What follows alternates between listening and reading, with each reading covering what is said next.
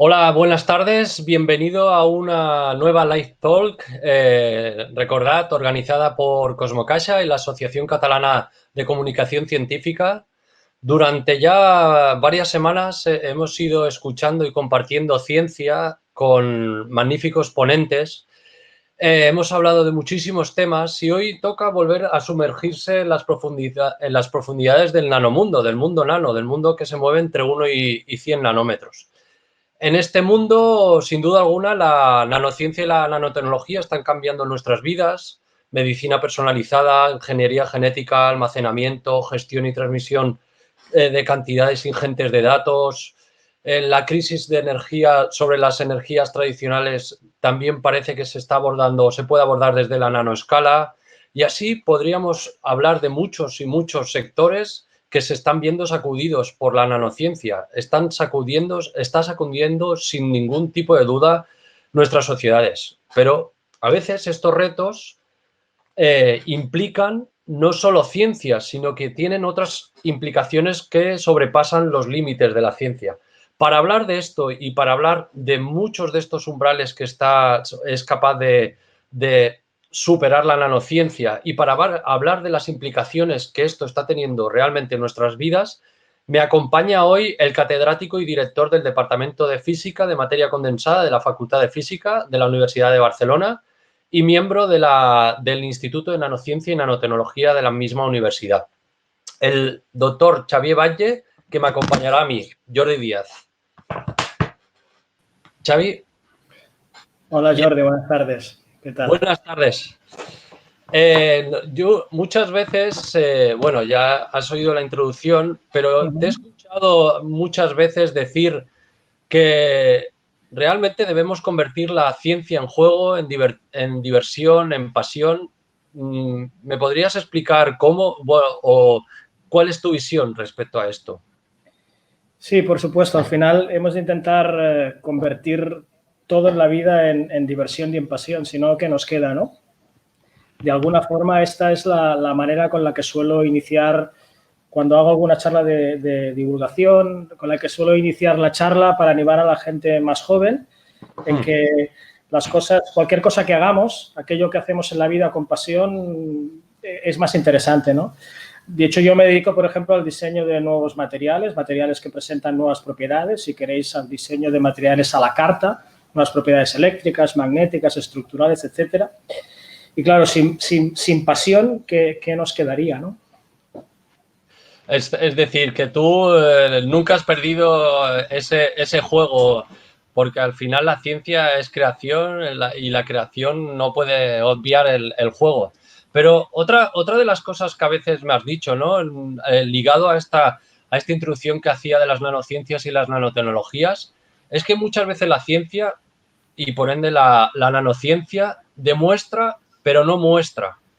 Y en este sentido, me gustaría que ampliaras un poco esto y ¿tú crees que herramientas como el arte nos pueden ayudar a mostrar y demostrar?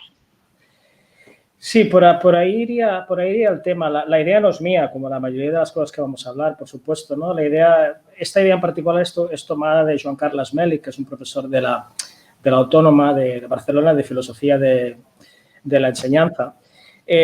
Lo que pretende decir, lo que pretende transmitir esta idea es que la ciencia es parte de la cultura, ¿no? Es parte del mundo simbólico que heredamos y pretende demostrar con el método científico y con las leyes de la lógica el funcionamiento del mundo, ¿no? Pero una vez dicho esto, la pregunta sería, ¿pero la ciencia puede dar sentido a la vida? Es decir, incluso en el caso de que la ciencia consiguiera todos sus objetivos, ¿nos habríamos acercado a la respuesta a la pregunta de por qué estamos aquí? Y no me estoy refiriendo a ningún absoluto metafísico, no me estoy refiriendo ni a Dios, ni a la naturaleza, ni a la razón, ni al bien, ni a la dignidad. Estoy simplemente señalando, idea tomada de Joan Carles Meli y de otra gente, que somos seres finitos y contingentes. Y, por tanto, no sé, incluso aunque existiera el absoluto, no sé si nos podríamos acercar a él ni lo más mínimo, ¿no? Dicho esto, o de otra forma, ¿podemos entender el mundo desde el propio mundo? Esta es una incógnita muy grande. Dicho esto, este es el motivo por el cual me interesa el arte y en particular me interesa el movimiento, la danza y la música y la palabra, el teatro y la novela, sobre todo porque la palabra, en el campo de la palabra es más importante a veces lo que no se dice que lo que se dice. Es más importante el silencio que el discurso. Esto no forma parte del campo de la ciencia. La ciencia demuestra y, en cierta manera, quizás el arte nos permite, de alguna forma, acercarnos a esta otra dimensión que intenta dar sentido a la vida por otros caminos, ¿no?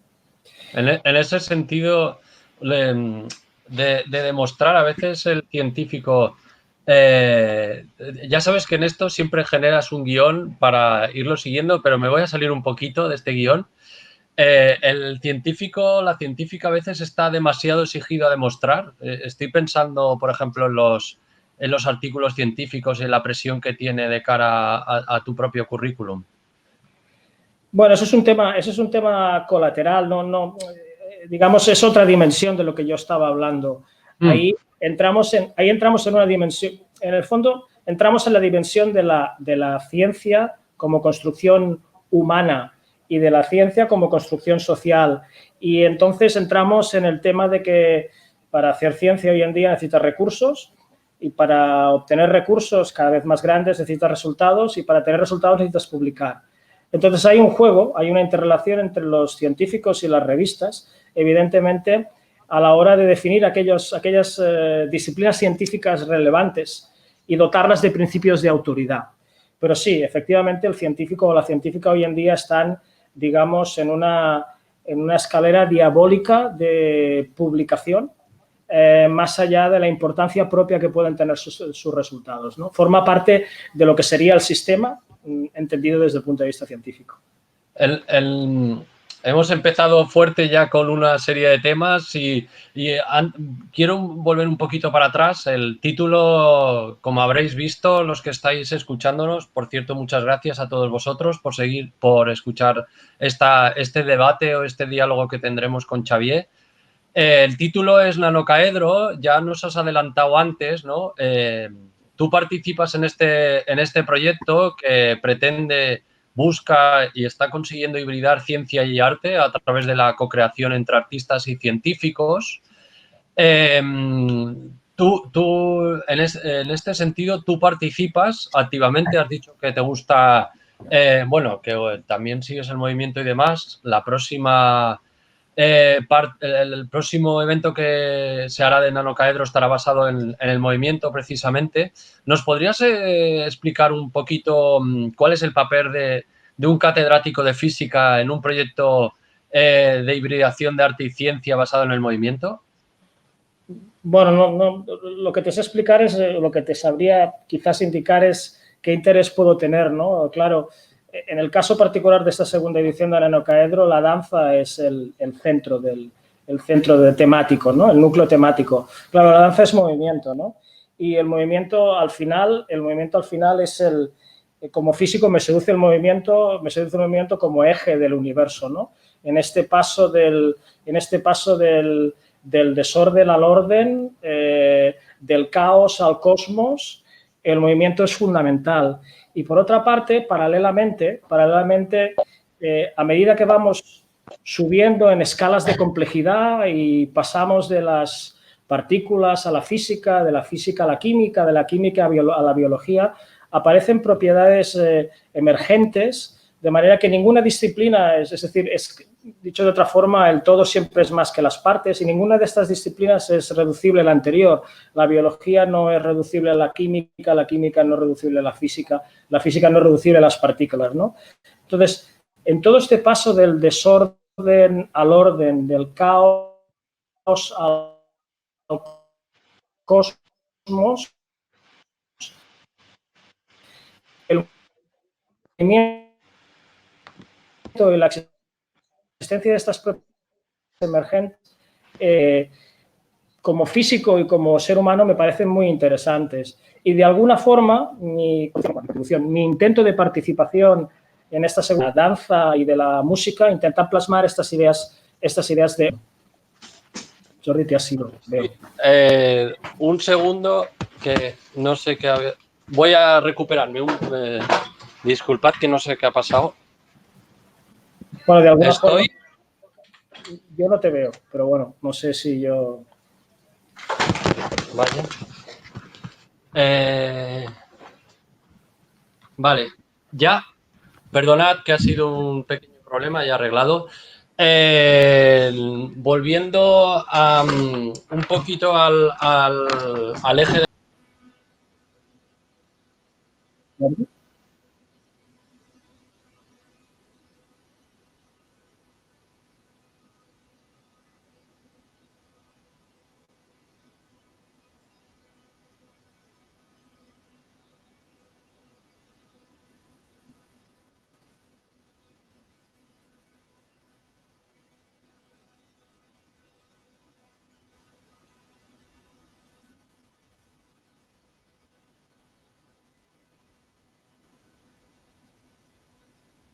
Ahora, disculpad, ha sido un momento crítico, pero creo que ya vuelvo a estar. Volviendo a la conversación que estábamos teniendo, hablábamos de arte y ciencia y demás, quiero recuperar un poquito este inicio de el impacto que está teniendo las nanotecnologías en nuestras vidas, cómo el arte puede mostrar y ayudarnos también a demostrar. La nanotecnología lo promete todo, parece. Luego hablaremos sobre este tema. Incluso hay gente que aventura que se podrán fabricar a corto plazo nanochips que se implantarán y nos controlarán, etcétera, etcétera. Pero quizás la nanotecnología no es tan precisa como a veces escuchamos. ¿Me podrías explicar un poquito, tú que trabajas en el mundo nano y controlas la materia y demás, hablarme de realmente la precisión y que cuando se hablan de estos nanochips, y realmente aún no es tan fácil, no es oro todo lo que reluce? Vamos a ver, la nanociencia y la nanotecnología, como todo, tienen sus límites, ¿no? Y si me permitís, pues me pongo mis herramientas de nanotecnólogo. Estas son mis herramientas de nanotecnólogo.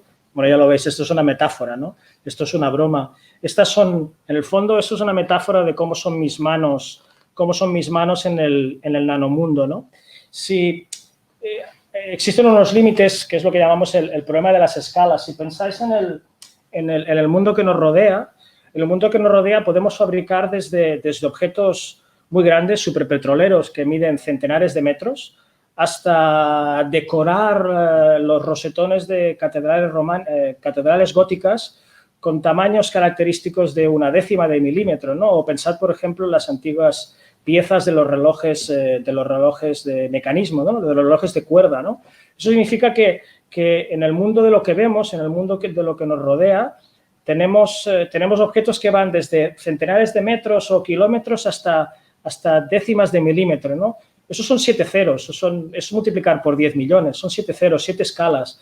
Es como si tuviéramos un piano de 7 octavas, ¿no?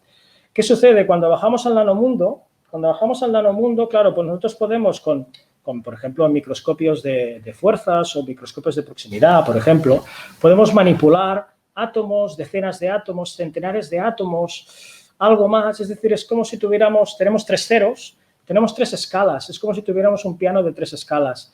Claro, evidentemente con estos, es como si intentara de alguna forma pintar la Gioconda con este guante. No voy a poder, no tengo suficiente resolución.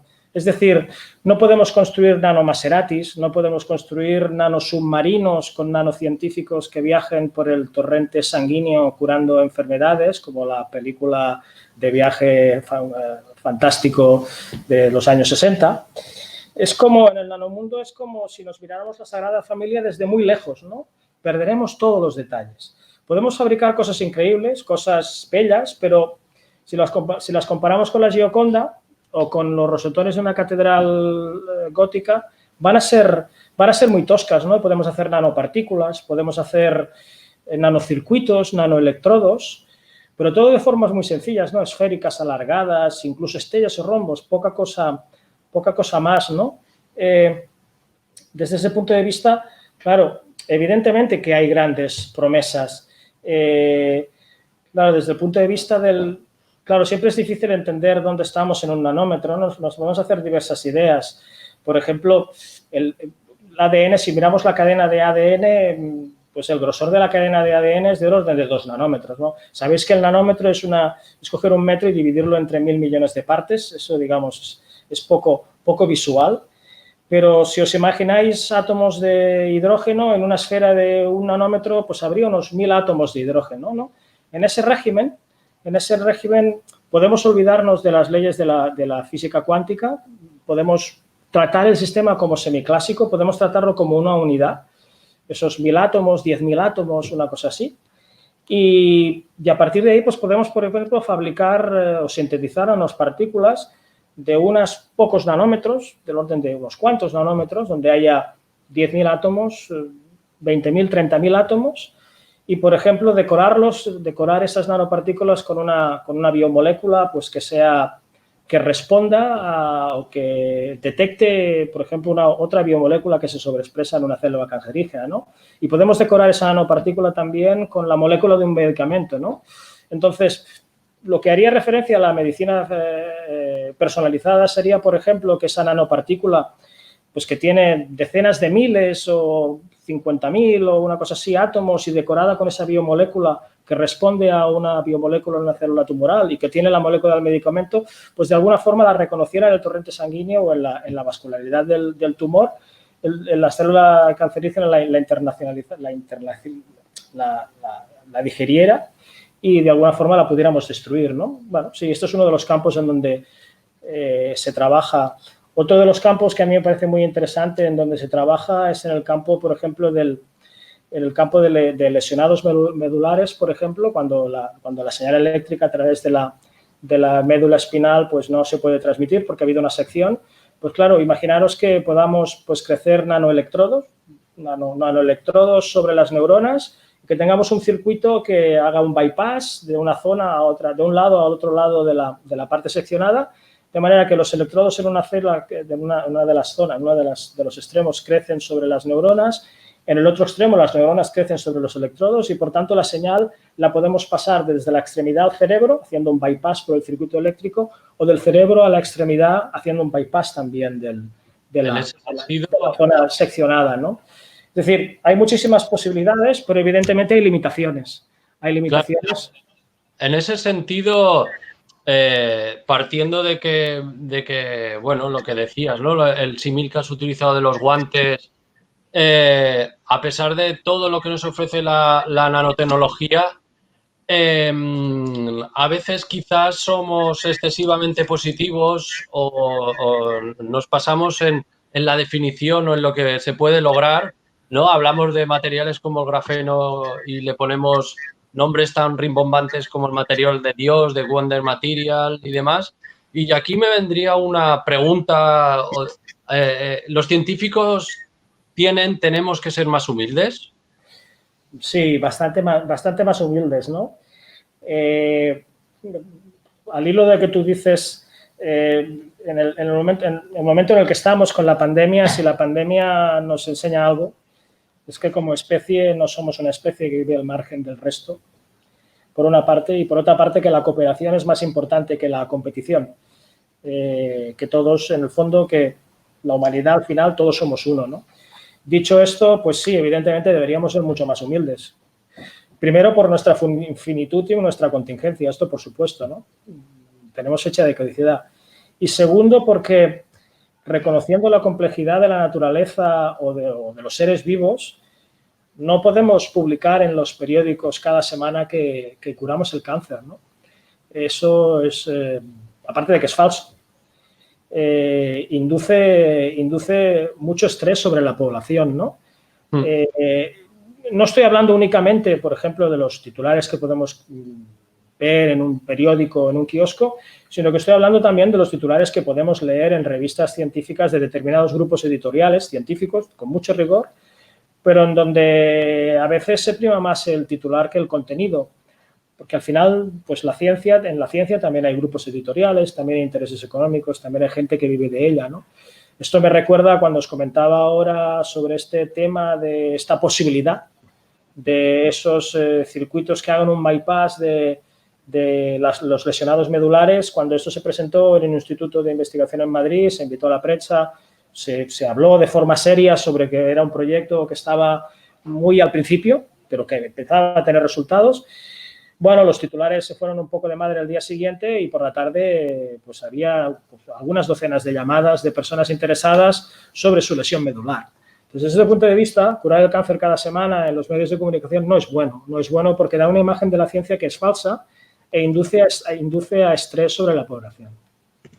Sí, en ese sentido yo creo que es importante tener esa humildad y también favorecer la comunicación científica y hacer ver que la ciencia es importante para todos. Ahora estamos viviendo un momento, sin duda alguna, clave en este sentido. Y aquí también abriría el debate de esto que al principio estábamos hablando. Antes de nada, animo a los asistentes a que nos hagan preguntas de cualquier tipo para pasárselas a Xavier, pero tú has hablado de una serie de beneficios, ¿no?, que nos aporta la nanotecnología. Cuando hablo de nanotecnología o hablo de nanociencia, lo puedo extrapolar a la ciencia en general. También hay unas implicaciones a nivel de toxicología, de riesgos, de medio ambiente, de reciclaje de estas pequeñas partículas, etcétera. Este debate ético también tiene que ser abordado, ¿no, Xavier? Sí, hay muchas implicaciones y muchas limitaciones. Hay implicaciones científicas, implicaciones éticas, implicaciones medioambientales que no podemos olvidar. Me gustaría señalar algunas de ellas e intentar tratarlas de forma más o menos independiente, ¿no? En principio, todos los elementos que conocemos en la naturaleza están en la tabla periódica. Los tenemos ordenados por su número atómico, ¿no? Por su número de electrones o número de protones, ¿no? Tenemos el silicio, el oxígeno, el litio, el hierro, lo que sea. Bueno, una de las limitaciones de la nanociencia, limitaciones científicas en este caso, están en la tabla periódica, ¿no? Por ejemplo, en el caso de las baterías eléctricas, ¿no? Sabéis que las baterías eléctricas esencialmente utilizan litio como elemento que da electrones para generar corriente eléctrica. Bueno, además de utilizar litio, utiliza dos elementos más estratégicos, que son el cobalto y el grafito. El grafito básicamente es como el lápiz con el que escribíamos cuando éramos pequeños, ¿no? Claro, con respecto al litio, el litio es un elemento estratégico porque existen cantidades finitas en la naturaleza. Entonces, no tenemos una cantidad infinita de litio para construir baterías hasta donde allá nos interese. Claro, cuando se nos dice, bueno, ya encontraremos algo que sea mejor, uno se mira la tabla periódica y el litio es el tercer átomo más pequeño. Por debajo de él solo está hidrógeno y helio, que no son sólidos, son gaseosos. Por tanto, no podemos siempre decir la ciencia ya la solucionará todo porque la tabla periódica, por una parte, y por ejemplo la física cuántica, cuando vamos al mundo de lo pequeño, por otra, nos imponen limitaciones. No solamente esto, esa sería una limitación con respecto científica. Después tenemos un problema de elementos, digamos, estratégicos, ¿no? La mayor parte del mineral del litio, pues está en el llamado triángulo del litio entre Argentina, Bolivia y Chile.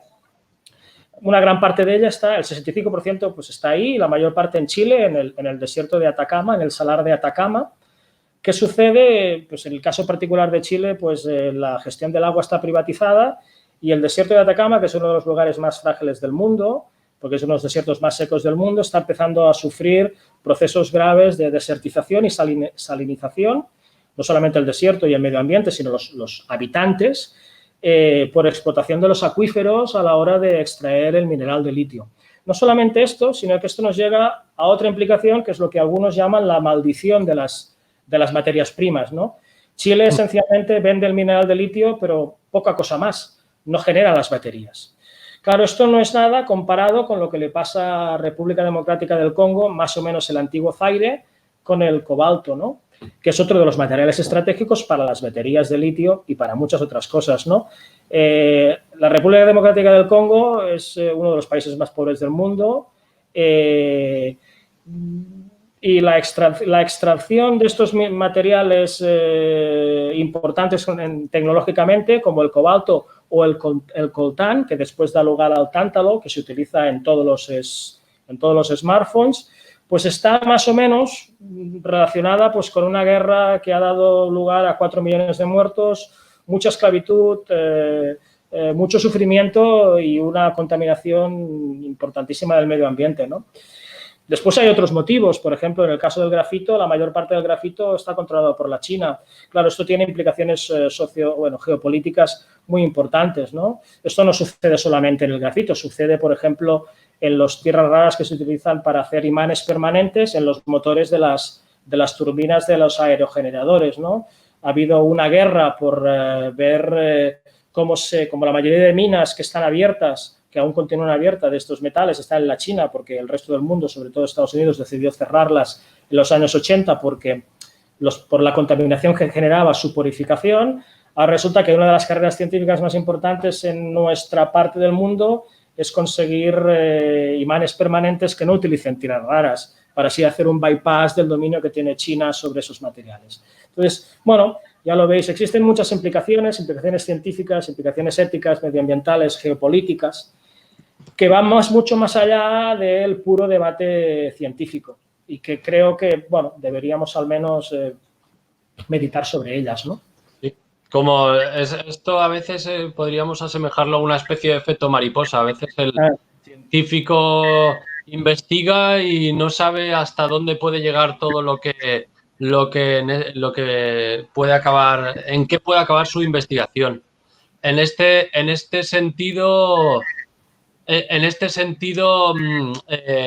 deciros que desde el Instituto de Nanociencia y Nanotecnología de la Universidad de Barcelona y con otros actores como la Sociedad Catalana de Nanociencia y Nanotecnología, estamos trabajando en un libro blanco que hable precisamente de todas las implicaciones que tiene la nanotecnología desde muchos puntos de vista.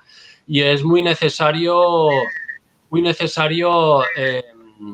en ese sentido. Solo un comentario que nos comenta Mariona Skoda, recordar que los materiales que forman parte de nuestro día a día, sin saberlo, tienen unas grandes implicaciones medioambientales, así como tú decías. Recordaba Mariona el otro día, por ejemplo, cuando hablábamos de esto, de la maldición de las materias primas, recordaba Mariona el tema de la extracción de oro en Ghana, por ejemplo, que es algo parecido al tema del coltán y del cobalto en el antiguo Zaire. Perdón. Sí.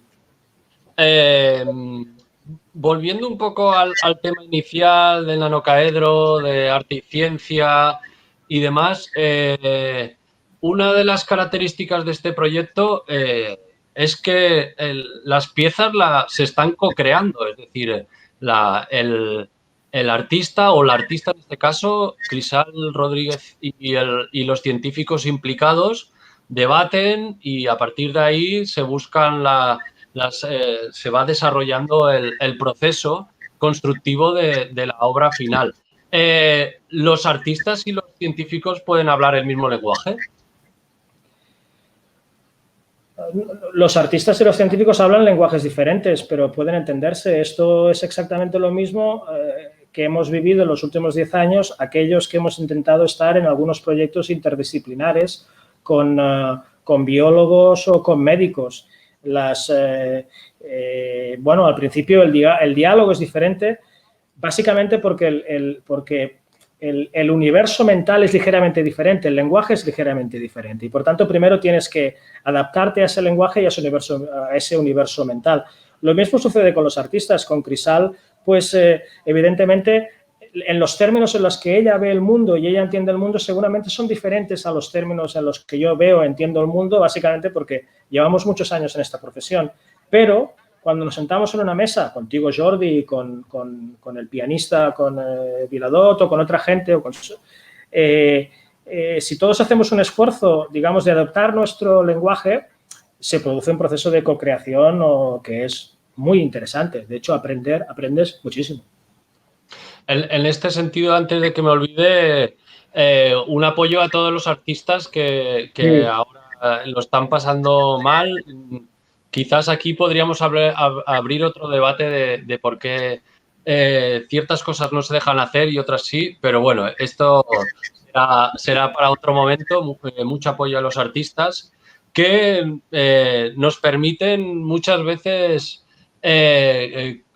ser diccionarios de este lenguaje que los científicos a veces utilizan y que es difícil que llegue a la población por muchos aspectos. Bueno, lo que decíamos, ¿no? Perdona, Jordi, lo que decíamos, ¿no? ¿Qué sería el mundo sin el arte en mayúsculas, ¿no? Todo mi apoyo también a todos los colectivos que defienden la cultura al pie del cañón y que entiendo perfectamente que hoy están más enfadados que nunca delante de unas medidas que a veces son difíciles de comprender, ¿no? Recreando aquella letra de los años 80, malos tiempos para la lírica, que decía, ahora no recuerdo qué grupo, pero malos tiempos para la lírica. Cambiando de tercio y volviendo al tema de las implicaciones y demás, y utilizando a Peter Parker, ¿no? Todo poder conlleva una gran responsabilidad. Las nanociencias tienen que tener muy en cuenta las implicaciones que pueden tener. Podemos tener problemas, por ejemplo, como lo que decía el famoso doctor Oppenheimer, que creó bueno, estuvo presente fue el director de cuando se desarrolló la bomba atómica y acabó diciendo que él se había convertido en un destructor de mundos. Con eso no quiero decir que las nanotecnologías vayan a destruir el mundo, por favor, pero que sí que tenemos que ser muy consecuentes con todo lo que desarrollamos y hacemos. Sí, a ver, la nanociencia y la nanotecnología presentan oportunidades vastísimas para el bienestar humano, sin ninguna duda, pero como todo en la vida, el yin y el yang, ¿no? Es decir, detrás de oportunidades vastísimas también existen complejos problemas, ¿no? También detrás de una gran luz también puede haber una gran oscuridad. Y debería ser nuestra responsabilidad, y utilizo esa palabra, minimizar estos efectos, ¿no? De hecho, derivado de las palabras de Oppenheimer, una vez el proyecto Manhattan consigue, digamos, desarrollar la bomba atómica y tirarla no una, sino 2 veces sobre 2 poblaciones japonesas, unos años más tarde, resultado de, por primera vez que el ser humano se da cuenta que puede destruir el mundo, Hans Jonas, un reputado filósofo, escribe que con respecto a las generaciones venideras, es decir, con respecto a nuestros nietos, aquellos que aún no existen, no tenemos deberes, porque ellos no tienen derechos porque aún no han nacido. Es decir, el binomio de derechos y deberes se viola. Si lo que Hans Jonas dice, y escribe un libro, que dice que lo que tenemos es responsabilidad. Responsabilidad de legarles un mundo habitable.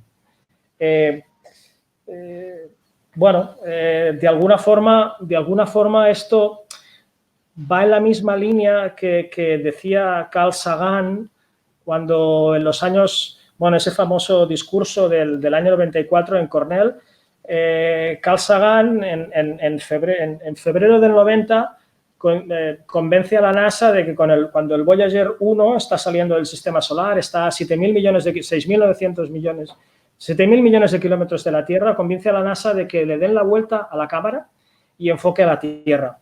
De ahí sale esa foto, el pale blue dot, que puedes encontrar en YouTube, el pálido punto de luz, pálido punto azul de luz, que es la foto de la Tierra tomada desde más lejos, ¿no? Esa foto básicamente es un espacio negro, unas bandas de colores que provienen de la reflexión de la luz del sol y en un tercio de píxel un puntito que somos nosotros. Entonces, Carl Sagan aprovecha esta imagen famosa en ese discurso en el año 94 en Cornell para decir, bueno, esa es la Tierra, eso somos nosotros, ¿no? Como veis, no hay nadie más, ¿no? Siempre que leo esto me recuerda, a los que somos más de por aquí, me recuerda a los chistes de Eugenio, ¿no? ¿Hay alguien más? Pues no, Carl Sagan nos dice, no hay nadie más. si nadie vendrá a salvarnos. Si nos hundimos, nos hundiremos solos. No hay nadie cercano a salvarnos. Y subraya una cosa que en estos tiempos para mí es muy importante, subraya y leo nuestra responsabilidad de tratarnos con más amabilidad y compasión los unos con los otros y de preservar y apreciar ese pálido punto azul, el único hogar que nunca hemos tenido, ¿no? Creo que en tiempos de la pandemia, pues esta visión, esta frase, este discurso de Sagan toman mucha importancia, ¿no? Muy bien, pues si no hay ninguna pregunta más, hemos intentado, a partir de la visión que se está desarrollando con un proyecto de arte y ciencia denominado Nanocaedro, ver que la ciencia va mucho más allá de la ciencia, valga la redundancia, y que tiene muchas otras implicaciones, que en estas otras implicaciones el científico, hemos hablado de la humildad que tiene que tener y de la importancia de la ciencia, pero que en estas implicaciones hay muchos aspectos que no nos debemos olvidar y que quizás el arte nos pueda ayudar a comunicarlos mejor, a expresarlos mejor y en ese sentido tienen que colaborar. Hay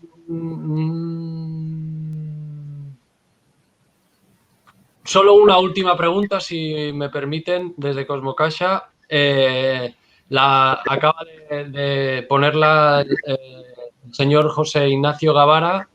El doctor Batlle ha mencionado que la nanotecnología nos permite trabajar de un modo semiclásico. ¿Cree que no trabajar en la escala cuántica está vedado por una limitación fundamental? No, yo creo que son cosas diferentes. En el nanomundo, en esa región entre 1 y 100 nanómetros, en donde tomamos las entidades de miles de átomos como un conjunto, podemos aplicar leyes semiclásicas siempre que no queramos estudiar, por ejemplo, la estructura de cada una de esas entidades. O sea, si queremos estudiar la estructura de cada una de esas entidades, hemos de utilizar las leyes las leyes de la física cuántica. En el momento en el que nos olvidamos de la estructura interna de esas entidades y miramos cómo interaccionan esas entidades entre sí, cada una de ellas como un todo, dando lugar a ese régimen mesoscópico que da entre el macromundo y el nanomundo, ahí pues tenemos algunas leyes del mundo semiclásico que nos funcionan.